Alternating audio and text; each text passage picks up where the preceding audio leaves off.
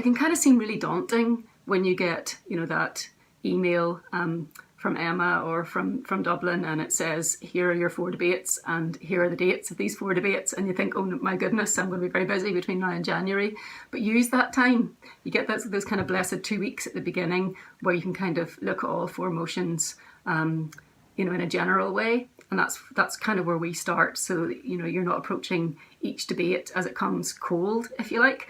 So I would set kind of small groups of students, not just the debaters, but those who want to research, those who want to debate in the future, set them off on kind of little research tasks for all 4 of the motions, and that's where we would begin kind of a general discussion. And often, the arguments for one debate can feed in to the arguments for another debate. Remember, the motions chosen by concern are only chosen because they kind of can be argued 50-50, if you like. So once we've decided what we are going to argue, or what the motion kind of means to us, our first protocol is to think, what would we say? What would we be thinking? What would we be arguing if we were on the other side of that motion? And that often gives you kind of the best kind of starting point for your own arguments. Go to the other side first.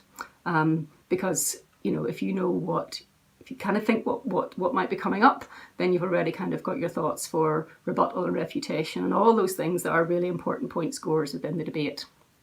So our first task when we're sitting thinking about that first motion is we sit around a table with a pen, a big marker and a big bit of paper, and we think, right, what can we say about this motion? So a bit of a brainstorming session. Out of that then comes our kind of 4 strands of a core argument. Your argument's never going to be watertight. There's, as I said already, there is a 50-50 side to each of the motions, but you need to make something that is convincing, that convinces the adjudicators that your side of the motion stands. So that's where we start with our bit of paper. From that then, we divide that into the 4 strands that become then the individual speeches, and the students then are tasked with going off to write that individual speech. Now, teamwork is a massively important part of success within the debating programme. So those individual speeches then and those individual speakers have to come together to ensure that their argument has a really strong, cohesive team line. And that's often quite fun to kind of think up, how you would link those things together.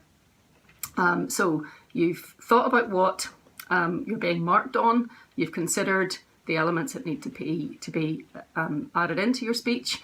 Adjudicators always love if you are very clear with your citing of sources.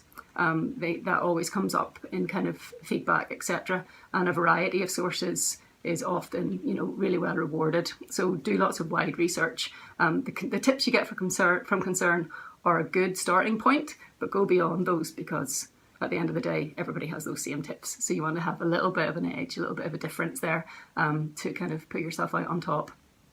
So you've thought about what you're going to say, you've divided it into your 4 elements, and you've considered how all of those things tie into that core argument that you come up with in the first place.